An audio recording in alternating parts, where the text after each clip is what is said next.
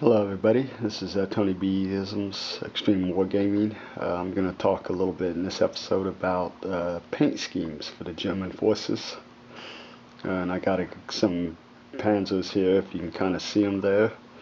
Several different schemes that I started out with and some that I kind of created myself for the game. The first one right here, if you can see it there, straight down, is the let me zoom in a little bit on you. Was the standard gray Panzer color for the German forces early on in start of World War II.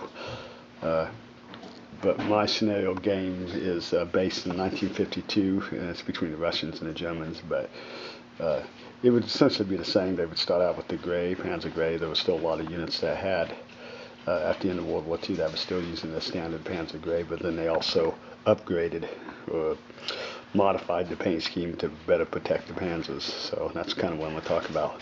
So anyways, that's your basic Panzer gray. If we move to the next one, this is kind of the next two, which these are Panzers, E35 Panzers. If you can see the Panzer scheme on them, they're basically two-tone grays. And I do one with kind of the camo patch on the first one, and then one directly behind it, which is a E35 Panzer, and it is a more of a striped two-tone gray. So essentially, it's just kind of a really simple scheme. The Germans did use two-tone schemes on the Panzers, on some of the vehicles, so it wasn't uncommon. They more or less went with the three-tone schemes, which is what I'll be going to next, as you can kind of see. Let me go to the next one. This is another E35 example. Let me zoom in a little bit on that. As you can see, it's got the three color schemes. You got a light gray, a more darker gray, and then black. So it would probably be something maybe you do if they were using Panzers in urban warfare, which probably isn't a good idea. Tanks never really worked very well in urban warfare, especially in World War II. They didn't have the anti-tank defenses that we have now on current tanks. But nevertheless, they were used regardless, and they were used all the way up until the end of the war. So anyways, that's kind of what that would be. I probably would do some tanks in this color scheme, but since it is for urban warfare, and my tanks will mainly be used in open field battle in the game, they probably won't have this color scheme. The next one is another variation on the E35. It was actually a model that I made initially, prototype, but I didn't go with the design of it. It has side skirts and so on. It has a two-tone, more woodland kind of scheme. If you can see that, let's zoom in a little bit there.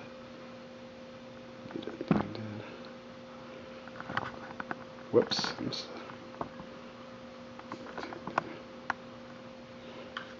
Turn it out a little bit. As you can see that's two-tone, basically green. It's a light fossil green with a woodland camo green. The light fossil green is obviously the stripes. That was a pattern I probably will use. It's pretty simple to do, so I'll probably use it on some of my units, so on. And we'll proceed to the next one.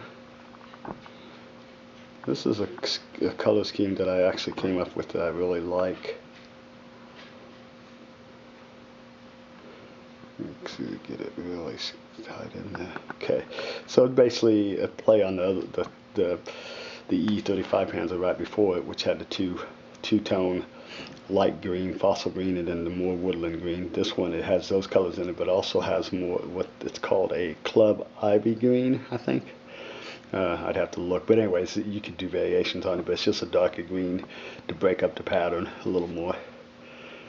And I really like it. I think it looks good, and it kind of makes the tank look more presentable for combat, and that vibe. And let me get a little closer if I can without distorting the picture. Let's see if that works. Tones in there. Let's go back a little bit. Yeah, well, anyways, so if you can see that, that's kind of the gist of it. So anyways, I thought that'd be good for you guys to see that. That's kind of what I'm doing. Hopefully it gives you the idea of what I'm painting my tanks.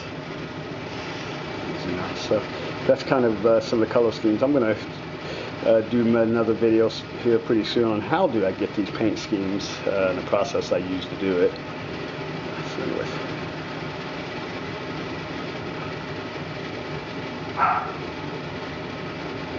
There we are. Okay.